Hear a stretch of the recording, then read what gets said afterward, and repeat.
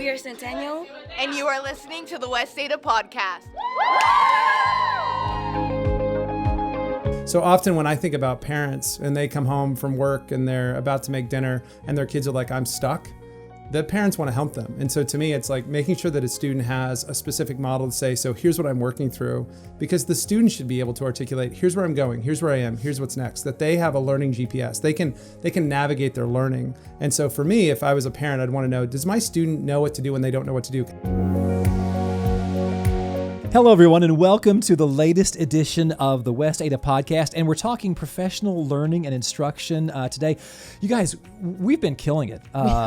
West Ada has been killing it academically. In fact, I'll link an article in today's show notes so you can see just why it's so cool. But Dr. Michael McDowell is here, and Rhonda McDonough, a couple of amazing guests. The work they're doing is having returns so quickly, and you know it's working. I mean, our schools are growing and improving and achieving, and they break it down and make it simple, so it's not overwhelming for teachers. 100%. And I think if you're a teacher or watching or listening to us, I think you kind of know who Dr. McDowell is. But if you're a parent, you may not really know who he is, but it's kind of a big darn deal to have him here and have him working with us. Oh yeah, he's a big name in education. He's an author, a coach, a teacher, an administrator, like all the things. Well, and you'll see this as you listen to the conversation, but it's not about the next shiny thing. It's about, hey, what do we do? What do we do? What do we do well, and how do we get better? And to have them kind of talk about that. Anyway, we are just thrilled to have you here for this conversation. I think whether you're a teacher or a parent or whoever you are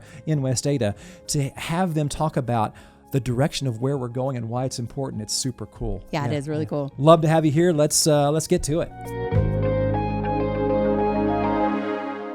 We have a super interesting conversation today, and we're so glad to have you here. Dr. Michael McDowell, welcome to the West Ada Podcast. Rhonda McDonough, welcome back. Thank you. Great to have you both here. Yeah, excited to be here. Yeah, it's great to have you here. Michael, why don't you just kind of give a high level for our listeners, who you are, what you do, and why you find yourself here in Idaho at West Ada? Sure. My name is Michael McDowell. I am an author, and I work with schools around the world on leadership and instruction. And I'm here because West Ada has been focusing on the commitment to making sure all students get more than 1 year's growth in 1 year's time. And Rhonda over here is making sure that happens. And so I'm super excited about the partnership. Rhonda, you've been on before, but if you don't mind, just give us a quick overview of what your role is at West Ada. You've been here for a minute or two. I have. This is my 31st year, so I've been hanging out here for a long time. I am currently the Chief Academic Officer of Teaching and Learning. This is my first year in the position. Prior to this, I was the Director of Federal Programs. Okay, how did you all start working together? Kind of give us an overview, if you don't mind, Ron, start. Sure. How did you start working with Dr. McDowell? So, I mean, it's been 5 or 6 years. He came to West Ada once and presented when we ran a summit one summer. I had seen him at conferences. I had read a book. One of my favorite books of his, I don't know if you know this or not. I don't. And I don't think I've ever told him this story. It's a big reveal. Here we go. He wrote a book, and it was called The Busy Teacher. And I had read something he had written before that. But when I saw the title, I was like, oh. This guy gets it. Yeah, this is it. Because this work is really all about teachers. You have to be a champion of teachers. You have to love teachers. And you have to focus on things that work for teachers. And that's what I saw. And at that time, I was the Director of Federal Programs. And so I was bringing in professional learning. And I was working primarily with just our Title I schools. There was 13 schools at that time. And so about once a year, Michael would come blow into town, and we would do some work together. And around high impact practices, around doable steps that teachers could take, and then some work with leaders too. Okay. And then last year, when I was fortunate enough to be hired in this position, we met with Dr. Bub and decided, let's go after some other things, and let's do that district-wide, all 59 schools. Okay, I'm super curious, just having been in the education world for a while. You started with just some Title I schools, and then we decided, okay, let's take this on for all of our schools, all of our teachers. How has that been scaling? Mm-hmm. I mean, we are the largest school district in the state. So what does that feel like when you're scaling something that big, Michael? I mean, I think for me, what Rhonda did that was just so powerful is that Rhonda said, look, we're going to bring our directors of instruction in, we're going to bring our principals in, and then with the work that we've done in mathematics, we're going to bring all teachers in. So for me, it wasn't, we're going to just piecemeal this, we're going to just do it with a small group of people. We're actually going to bring everybody together to make sure everyone's under the same tent, and we're going to focus on making sure that we keep the main thing, which is how do we improve student learning, and how do we do that in small, doable ways that are practical, reasonable for teachers that they can do in the busy lives that they live. And I think that's what has made it so successful. That's really cool. Yeah. Well, I mean, we have the metrics to show that success, but we'll get to that. Yeah. Well, okay. So bring it down to practical, Rhonda. What does that kind of look like in our classrooms when we're kind of going through that in a day-to-day world? So I think that the day-to-day is that it doesn't just like start with the training, right? That it's not like a one and done. Like it's ongoing support, it's ongoing, co-teaching, modeling with our teachers, bringing them back in for touch points, our directors of instruction, out in the schools, our curriculum team. We really said to ourselves, we need to be open to learning. We need to be curious about what's happening in our mathematics classrooms particularly. And how is the professional learning like landing? So once Michael was here, and again, we trained every math teacher 3rd through 12th grade. Wow. This year. And so at one point we were in a room with 250 secondary math teachers. And I just looked at him and I was like, I never dreamed we would be here. Here we are. Let's go. Yeah. How cool. So I think it's the ongoing pieces of that. Again, what's so important to realize is it's not about doing more. It's really about doing what matters most, what makes the most difference with student learning. And so I think when you do that, you get some lean in from teachers and they can see that this works. It works for kids, and that's what teachers want. They want success. Of course they do. Yeah. And this is a total aside, but I'm in the 2nd grade classroom last week.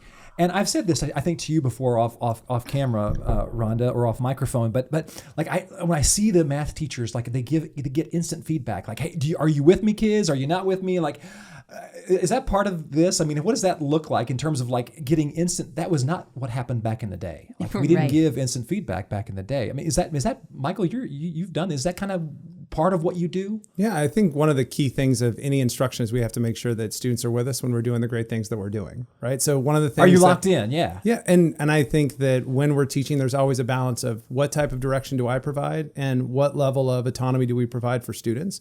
One of the big things that we've been doing here at West Ada is to make sure that whatever instruction we're providing, there's a balance between the level of instruction I'm providing as a teacher and the level of action that students are engaging in. We never want to leave the classroom and say, I worked harder than students. But at the same time, it's not that, well, students had to go and try to figure this out. So for us, it's always trying to find that right balance between both students and teachers are taking action together. And that's a lot of the work that we've been doing around this professional learning. Oh, that's really cool. Give and take. Yeah. Yeah. Well, Rhonda, we've seen some really good measurable outcomes that I think can be directly attributed to this, like graduation rates and academic growth. And, school rankings have just come out, and so many West Ada schools are like in the top 20. Sure. And but more importantly, our schools have shown huge growth.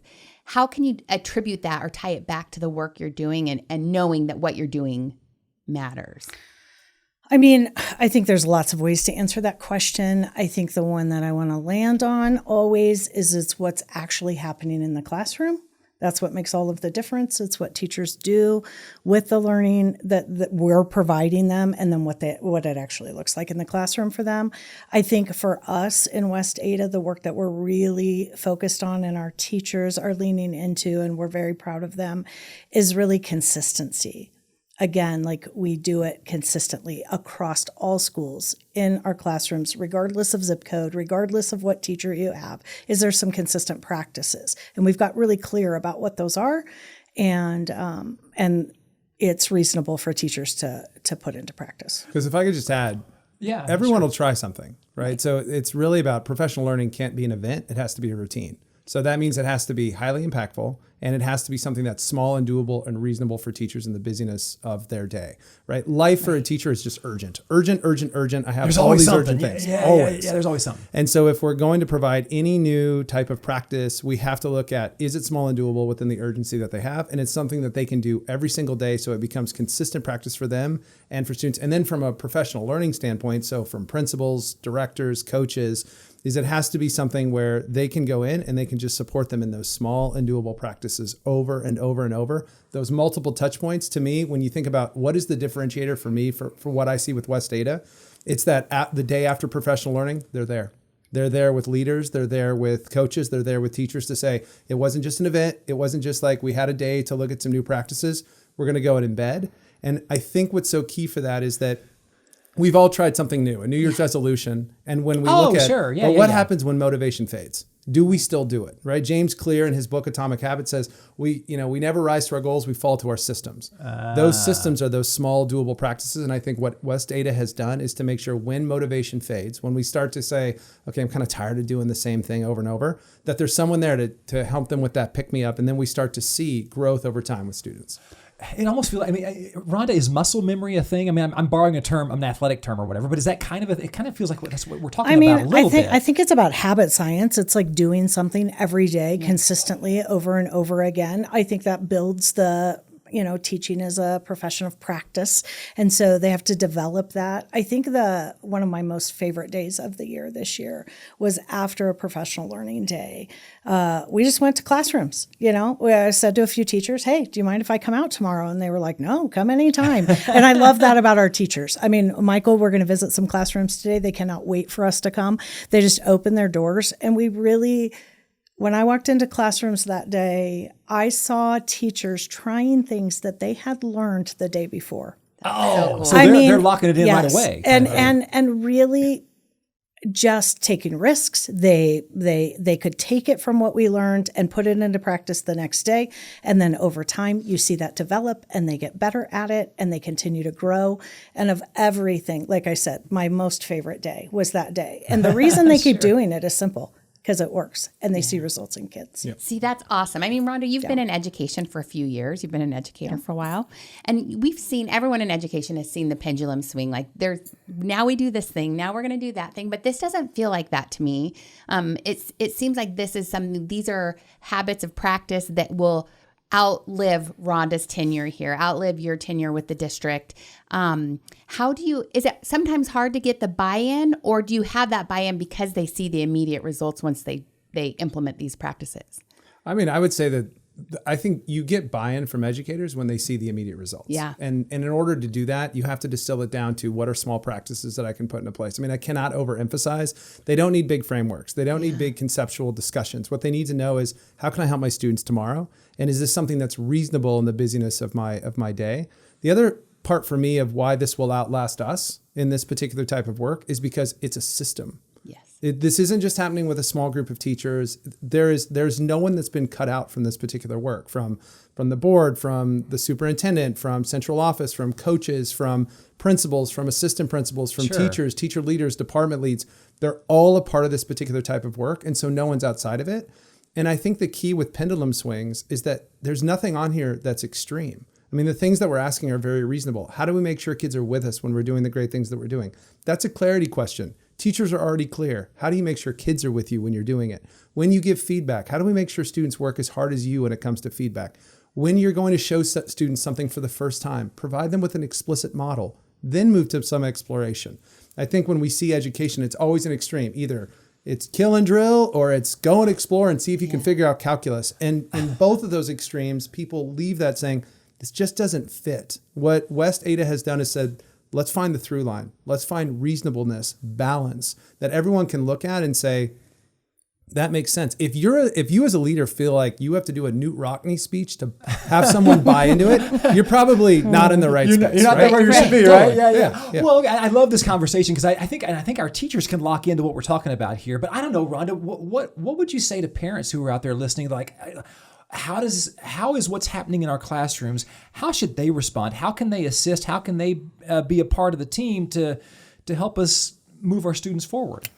I think that part of that is, first of all, I always want our parents to know that learning matters, right? That our teachers are working hard to make sure that they are getting better at what they do, because that results in kids that are more confident, kids that are more successful.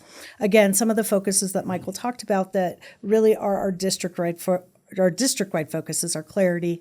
Are kids with us? Do they know what they're learning? Why it's important? I think that parents just engaging with their kids about those conversations. What are the kids should be able to speak to that. What did you learn? Why are you learning that? Where does that fit? I think just understanding that we want kids to be clear about why we're doing what we're doing. The other thing is what parents always want. They want their kids to be able to speak in ways that are complex, to use academic vocabulary. I mean, that's our other piece of that, is really getting kids to talk in class, to get more confident, to make meaning of what they're learning. And those are the things that I would say that teachers are working on consistently. Sure. And then, with math, again, making sure that kids are clear. I mean, how many parents get their student home and you need to help them with their math? And they're like, that never happened in my house. Yeah, I'm sure. Like, yeah. And we want kids to be very clear, have multiple reps, understand, see what success looks like in math. And that's taught explicitly in math. And that's our primary focus, is really using strategies so that kids are clear about what they're learning and the steps that they need to take. And that's where we've seen a lot of return on that with kids feeling more confident. Everybody wants to be successful. Of course. Right? Of course. Yeah. And so we need our kids to be confident in what they're doing and have the best chance, the best shot at that. Could it be helpful for parents to know, like, it seems to me when I visit classrooms that we have a common language, like I see on boards, learning intentions, success criteria, that kind of thing. Would it be helpful for parents? Like, would you like to share some of those common terms maybe? And so that parents are asking their students about their schoolwork in a way that they're hearing it in the classroom? Yeah, I think that, there's like the language of education. We always want that to be accessible. I think certainly, our focus around clarity has lived in learning intentions. What success looks like is really success criteria. When you think about mathematics specifically, kids will tell you. I mean, I was in a 5th grade classroom a week ago and they said, we're going to direct model next. And I said, well, what does direct model do for you? And he says, well, she shows us how to do it. And then she talks through each step and shows us how it meets. So there is some of that. But honestly, I think just like authentic conversations around the dinner table or in the car on the way to baseball practice. And, just those about, because we want them to be learners. We want them to love what they're doing. We want them to be excited about it. I don't know that a kid gets really excited about the learning intention, but they do get excited about, the science content or what they learn to do with fractions today. What do you think about that, Michael? I mean, I think for me, it's about models. So one thing I think about is that I had a part in my refrigerator break and I didn't Google learning intentions or success criteria. I went to YouTube to find a video of how do you fix this. So often when I think about parents and they come home from work and they're about to make dinner and their kids are like, I'm stuck, the parents want to help them. And so to me, it's like making sure that a student has a specific model to say, so here's what I'm working through, because the student should be able to articulate, here's where I'm going, here's where I am, here's what's next, that they have a learning GPS. They can navigate their learning. And so for me, if I was a parent, I'd want to know, does my student know what to do when they don't know what to do? Can they tell me like, hey, this is what I'm learning in math or social studies or science. Here's where I am and I'm stuck here. And then the parents can help them be like, let's look at that model, that resource of what you've been doing. If they've had a direct model in class, that helps them. If they have some learning intentions and success criteria, then that helps them as well. And having parents ask their students, like, their children, walk me through this. Like, walk me through, like, what is all this lingo? Like, how does this help you in your learning? Because I think that gives parents a sense of, do students know what to do when they don't know what to do? Are they in this journey with their teachers, or are they just kind of holding on and saying, I hope I have this? To me, I think those are the types of things I'd be looking for. Yeah, that's good. Well, what's one thing you're really proud of with the work that you're doing, Michael, with West Ada? I mean, can you pinpoint like just one thing, or is that too No, pinpoint? I think it goes back to the story that I saw because Rhonda and I both went to a classroom right after some professional development where not only did people say, I'm going to implement it, but they said, come on in. The idea that level, they're welcoming, that they're the level of express vulnerability to say, I'm willing to have you come into this classroom and to learn with us as we try these particular practices. And so you can see students doing it, you can see us doing it. I remember in that 5th grade class, one of the things that was so powerful is we went to 3 classrooms in the same school. And then afterwards, and it was lunch, the teachers could have gone to have lunch, but they actually came and they sat with us and they said, hey, what did you think about that? And then we asked them questions like, well, what did you think? Like, how did that work for you? What was different? What did you see about student engagement? The level of commitment to, we want to get better in our craft and we want to make sure students learn this. That is very unique, very rare. And that is something that's happened prior to my tenure. That is something that's built into the DNA of West Ada that leadership has put into place to say, we want to ensure success, but we're going to do this by being vulnerable with one another. The level of trust here, to me, is phenomenal. I can echo that, I've worked with every district in the state in previous roles, and going into classrooms, that's not always the case. It's somebody walks in, a coach, a leader, admin, someone comes in, and it feels like Katya doing something, you know. Yeah. And so never know. Yeah, Rhonda, I'm sure you've seen that change over the years. Is that an intentional action on our part to make that a safe, vulnerable space that we just say, hey, listen, let's do what we have to do to make things best for kids? I think so. I think when Michael said that we want kids to know what to do when they don't know what to do, like as adults, we want to know what to do when we don't know what to do. Oh, also. Of course. And teaching is hard work. Oh, it's hard work. Yeah. I think that being, again, like these mindsets of being curious about what's happening in our classrooms, we have learned a lot from our teachers, and also just showing up. Like, we're in this with you, alongside you. We've made some adjustments directly related to the feedback from our teachers, what we saw. We're meeting with, on Thursday, Michael's teaching our 2nd grade teachers, direct modeling and mathematics. And again, a lot of them have been taught by the teachers in their school that already attended the training. So that like level of trust with each other. And then also, I think just like we're there, we're showing up and they welcome us. So I do think it's everything and nothing, know, but I think in part of it is that we care about what they're doing, and we know that it only works if it works for teachers. If it works for teachers, then it'll work for kids. It'll trickle down. And so we have to know what they're struggling with and how to support them best. That's our job. That's the behind the scenes stuff, because they're the stars in the show, what they're doing with kids. That's what matters most. And we know that. And I think if they can see that mindset in us, if they can see that we really are curious and that we care and we listen to their feedback, and then together, we're going to get good results. It's a good culture.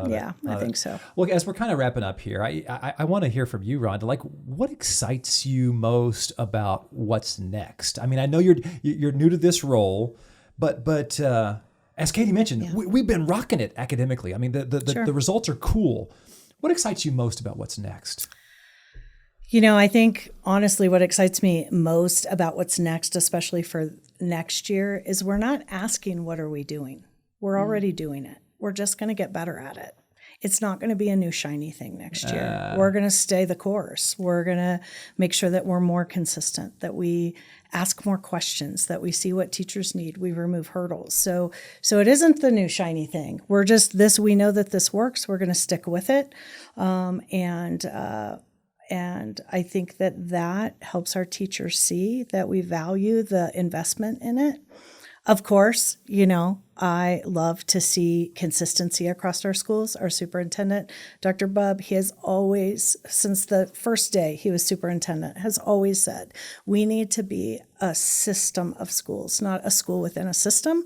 And I think that consistency and clarity about what happens in every classroom across West Ada, I think, that's what we're always chasing, is that every kid, every classroom, every student, every day, it's the same message. I love that. As a parent in the district, my 3 kids have come up through West Ada their whole time in school, and to know that what my kids are learning and experiencing at a school in Eagle that's a West Ada school is the exact same as what a kid at Hillsdale in the south of the district is learning. They get that same consistency and fidelity across the district that I think is just really, really important, because we are West Ada. Yeah, and they deserve that. Absolutely. I mean, I also think our teachers are very excited.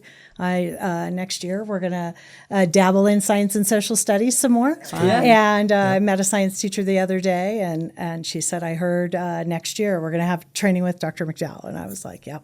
Here we go. So I think that excitement. We're doing second grade on Thursday. We're visiting some schools this week.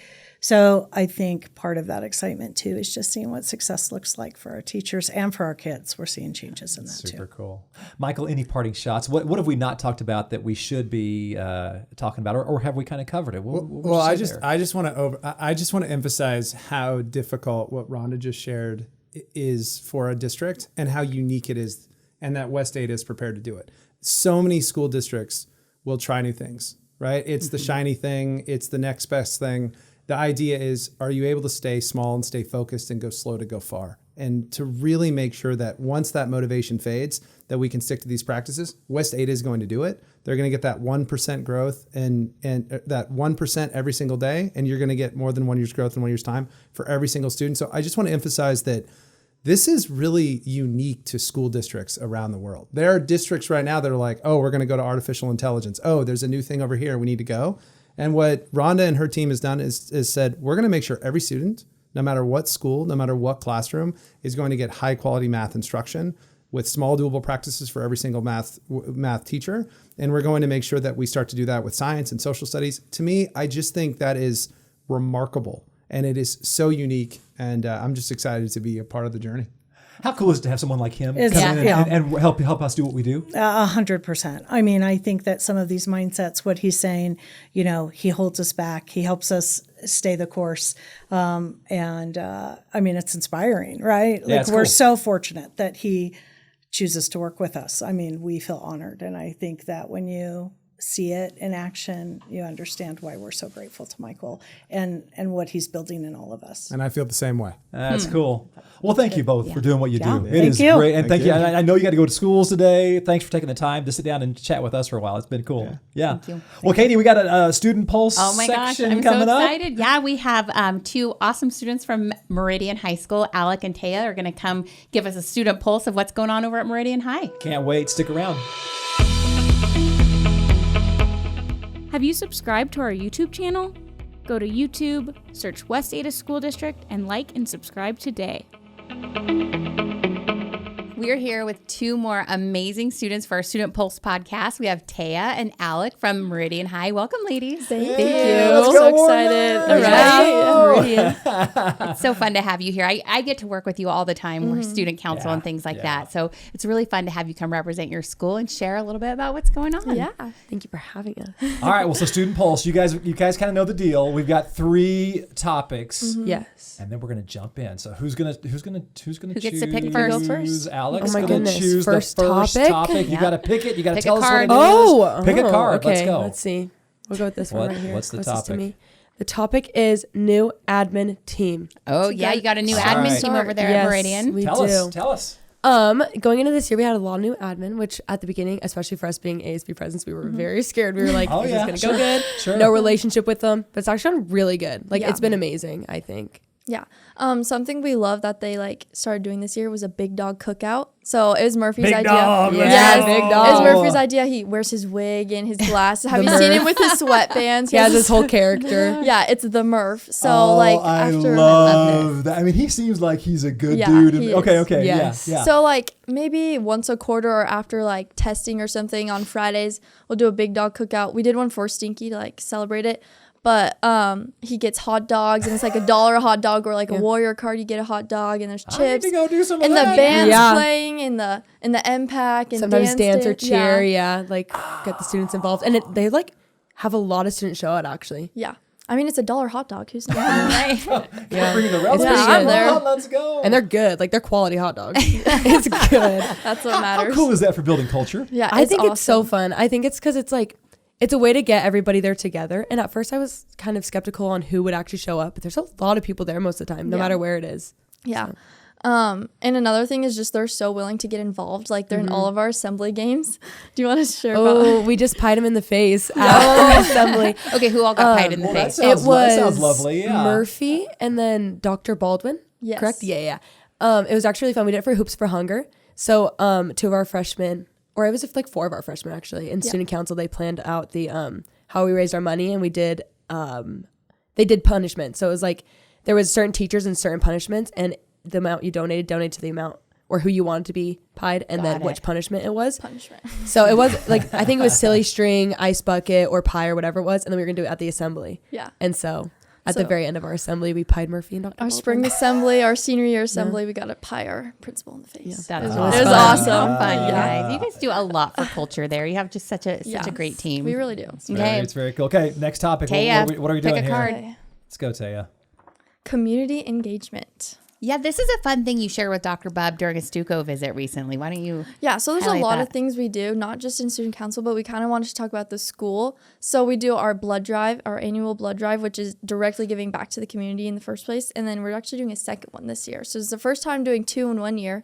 I think we had like 60 to 70 participants in our first one. Oh, that's pretty darn cool. Yeah, it was We met our goal. Was that your goal? I mean, that seems like a lot. I believe we Aisha, a girl in our student council, plans it mostly, but I believe that they give us like a set amount that Red Cross's goal is, and then we just try to meet their goal for us. That's awesome. Yeah. And I think the goal is higher this time now that they've saw it for the first one this year. So I think this year, or this time around, there's more. They're just raising the bar Going, on you. yeah. Right? Yeah. But like that's just something an event we do for the community. But another thing is all of our our games, it really like our sections and our cheers, it really just revolves around like the parent support too. Like of course we have our students and they're ready to be there, but when parents get involved, it really just like brings everything together. So Or cool. what about like the food drive? yes, We try to do like events that are more than just student council and also just the entire school. So like the food drive, it's student council's running it, but the entire school gets to participate as well with it. Yeah. I think that's fun. Do you want to share how much food we raised? This year we raised 2,272 pounds of food for the Meridian Food Bank right before Thanksgiving. Cool. So Yeah. So It it was really good. It was a huge success. We had like class contests. So like you brought it to your second period, and then I think the leading classes was like Bloxham's class. Which were you in that one? No, Or that was Kylie's class. Kylie's class, and then like it was like my math class, and it was like, okay, we have 300, they Royce. have like 350. Okay, who's gonna bring more? It was like just a competition. It made it really fun. Yeah. That does make it super Yeah. Well, I fun. mean, is service part of what you guys try and do in Stuco? Because Yeah. that's, I mean, why is that a focus? I don't know. I feel like service is just like, at least for me, I feel like helping other people makes me feel better, makes like I feel like a better person. Yeah. And helping the community, I think, is something that's really important. And I feel like my happiness kind of revolves on other people's happiness. Yeah, and it's been a moral so long in student council. Like it didn't just start this year. Like Bloxham has been doing this That's the culture. for years. Yeah. He's been. I mean, we always do this. Actually, this year we started a collaboration with a veterans home. So we're actually going there this Saturday for like Easter egg, and we're just gonna like play games with them. Activities, Yeah. Love that. And we're gonna do a whole event with them next year, but that takes a little more planning. We did Rake Up Meridian like 3 times this year. Nobody came to my house, but okay, all right, whatever. Yeah, we're helping at the VIP prom, the like West Ada VIP prom. Yes, So I like love just it. all those things, I think it really just it brings our student council closer together, but it also like gets us more involved in the community. Love it. Love it. Yeah, Love so it. Love good. it. Love it. Love it. So All right, good. last Alec? event. Yeah, final question. I know what event, this one is. It is Stinky Sneaker. What's that? I've Never. heard of Stinky How can we Sneaker. not talk about this? Yeah, of course. You said 3 topics, and we were like, well, number 1, Stinky Sneaker. Yeah. Yeah. It's the biggest basketball game in Idaho. It really is. It is, yeah. And it's a memorial. I think that's the big thing. It's bringing 2 schools together. It's not a rivalry game like all these other high schools have. Like, it's in memorial of Randy Fout, who was a teacher at both schools, and it brings us close together. Like, it's like, oh, Mountain View versus Meridian, but no, it's like our student councils work together to make this event like in memorial of him. So Yeah, I feel like love it. I even love though it. there's there is a winner of the game, but what really matters is like for Randy Fout. And I think it's really fun. And like the student councils beforehand, we were all like, remember this for Randy Fout. Like, yes, it's a competition, but what it's for. yeah. Well, listen, I don't like saying nice things about Katie, but one of the things that she does is our leadership summit. You know, Yes. at the start of the year, where all of our Stucos get together and talk about ideas. I mean, Stinky Sneaker, that was kind of the original, and now all these rivalry games. And my point is, it seems like all these cool ideas start one place, and then they spread throughout the district. Is that fair? What do you guys think about talking to other student councils? What's that like for you all? Honestly, Go Okay. ahead. I think that it's really fun. I like that, like, we get to branch off of each other's ideas, and I feel as though none of us are very, like, protective over it. I like that we like to share the wealth. Yeah, sure. We have an idea. We thought it was really fun. You guys should do it as well. Like, other schools, I know we used to do this as well, but bringing back Mr. MHS, Mr. CHS. Yeah, like all the, Yeah. I know we used to do that, but we didn't do it for a really long time. And then seeing other schools do it again, we're bringing it back this year. And I think that's really fun. And just stuff like that or Stinky Sneaker. Yeah, it's a really fun rivalry game. And then other schools saw it and they're like, yeah, like we want to have a rivalry game Now too. there's the Well, Battle and of the just last week Bold. I went to Centennial for their big lip sync video. They do a big lip Yes, sync yes, video. yeah. So Well, fun. Hawaii, That one's so fun. is kind of making it their own. They've just done their own lip sync video. So Yeah. And Centennial really coached them. Centennial Yes, helped yes. them plan and Yeah. pull it off. And so I think that's kind of the importance of Leadership Summit, so that you can all get together and collaborate And share- so we can yeah. all be West Share Ada. those ideas. Yeah.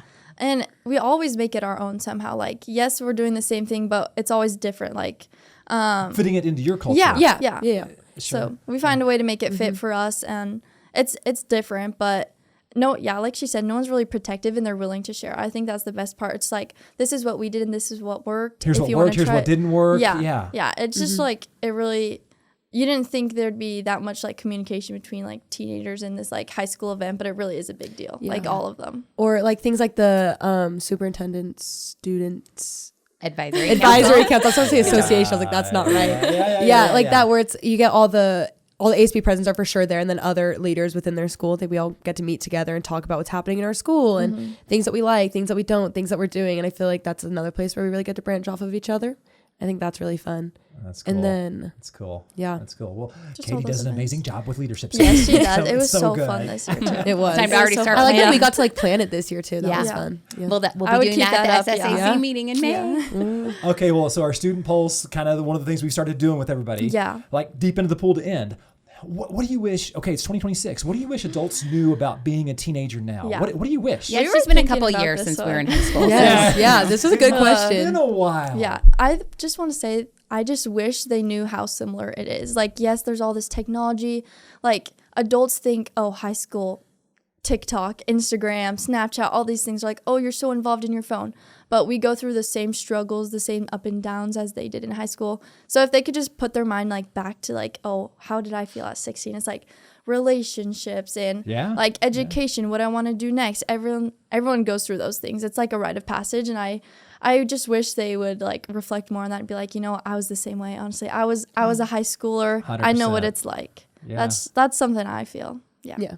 Yeah, that was kind of the same take that I had. I just feel like, of course, technology does make it a lot different, Oh, but sure. the same things that we're feeling are the same things that you felt. Like sometimes I'll be talking to my mom or a teacher, whoever it is, and then we'll be talking, and the same things that I'm feeling, the same things I'm going through, like I went through that exact same thing. Yeah. So it's like we're the same. Yeah. Yeah, like, we're the same but different. Yeah, as a parent of teenagers, I try to remember that. Like, okay, I haven't had, at 16, 17, 18, you haven't had all the years of experience and Yes. trying to dial it back and be like, I remember that was a big deal. It may not feel like a big deal to me at 45, but at 17, it was a huge deal. Yeah. Or like sometimes I'll look back at things from even middle school and I'm like, I cannot believe that's how I reacted. And even that, I'm like, no. But then if you think about it, it's the same. I feel like it's the same thing when you're just looking at a younger generation. It's like, I thought that was a big deal too. You know what? Like, I was right there a few years ago. So Yeah. Well, I love Murph and Bloxman, all the cool culture that you guys have at Meridian. It's just, I love to see admin working with you guys and the service you all do. Yeah. It's a big darn deal. Yeah. And you two are leaving big shoes to fill. So I hope that you will train up your future leaders. we're trying. We're trying. Getting them all. You have a I'm few weeks excited. left, right? Yeah. Yeah. Well, thank you both. It's just great to Yes. have you Thank here. you for having you. us. It's Yes. Well, how amazing are those two students? I mean, it's just cool. A cool part of your job is you get to spend a lot of time with our Stukos. The amazing I ladies. do. And these two young women are so, they almost seem advanced. I mean, in their heart for service and the way they lead the culture at their school, they have a special thing going at Meridian High, and it was just a joy to get to talk to them. Well, it's always a lot of fun, so appreciate them. And of course, as always, thank you for being here. It's just so fun to be able to bring you some of these amazing leaders and students from West Ada, because it's there's special things going on here in West Ada, and I couldn't be more proud. Yeah, some neat folks. So anyway, subscribe wherever you get your podcasts, whether you listen on Spotify or Google, Amazon. If you listen on iTunes, please rate us and leave a review. Or, of course, you can always go to YouTube, subscribe to our YouTube channel there, and we'd love to have you watch or listen, whatever your preference is. But it's just fun doing it. Yeah. It is. And, Ken and I have been doing this for a while. We're in season 3, and we have a lot of great topics on our past episodes. So if you'd like to learn more, there's informative and fun and, all kinds of things to watch and learn. You can go to westada.org/podcast and see all of our past episodes. Or shoot us an email. Yeah, shoot us an email. If you want to share some ideas or if you have a question, just email us at communicate@westada.org. Well, thank you again for being here. A huge thanks to Dr. McDowell and Rhonda and all the stuff that Taya they're and doing. Alec, yeah. It's cool people. And as always, thank you for being here. We love having you be around, and we'll see you the next time.